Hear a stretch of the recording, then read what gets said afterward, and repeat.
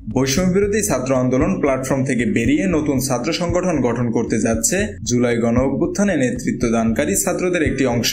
শনিবার ঢাকা বিশ্ববিদ্যালয়ের মধুর ক্যান্টিন থেকে আত্মপ্রকাশ করবে সংগঠনটি। নাম চূড়ান্ত না হলেও কেন্দ্রীয় এবং ঢাকা বিশ্ববিদ্যালয় শাখার নেতৃত্ব প্রায় চূড়ান্ত করা হয়েছে। জানা গেছে, বৈষম্যবিরোধী ছাত্র আন্দোলনের সাবেক সমন্বয়কদের উদ্যোগে আসছে নতুন এই ছাত্র সংগঠন। তারা বলছেন, বৈষম্যবিরোধী ছাত্র আন্দোলনের সঙ্গে নতুন এই ছাত্র সংগঠনের কোনো সম্পর্ক নেই। এটি হবে সম্পূর্ণ স্বতন্ত্র একটি সংগঠন।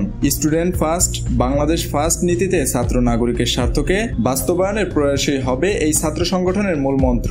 বিশেষত নেতা নির্বাচনে নিয়মিত ছাত্রত্ব থাকাকে গুরুত্ব দিচ্ছেন তারা। এছাড়া নারীদের জন্য কমফোর্ট পলিটিক্স তৈরির পরিকল্পনা তাদের। তথ্যমতে, নতুন সংগঠনের কেন্দ্রীয় আহ্বায়ক হচ্ছেন সাবেক সমন্বয়ক আবু বাকের মজুমদার এবং ঢাকা বিশ্ববিদ্যালয় শাখার আহ্বায়ক হবেন আব্দুল কাদের। পরামর্শ ও আলোচনার ভিত্তিতে এ দুই পদ চূড়ান্ত হলেও সদস্য সচিব পদে দুজন করে আলোচনায় রয়েছেন। তারা হলেন কেন্দ্রীয় সদস্য সচিব পদে জাহিদ আহসান এবং তাহমিদ আল মোদাসির চৌধুরী, ঢাকা বিশ্ববিদ্যালয়ের সদস্য সচিব পদে মহির আলম এবং লিমন মাহমুদ হাসান। এছাড়া মুখপাত্র পদে থাকছে নারী নেতৃত্ব।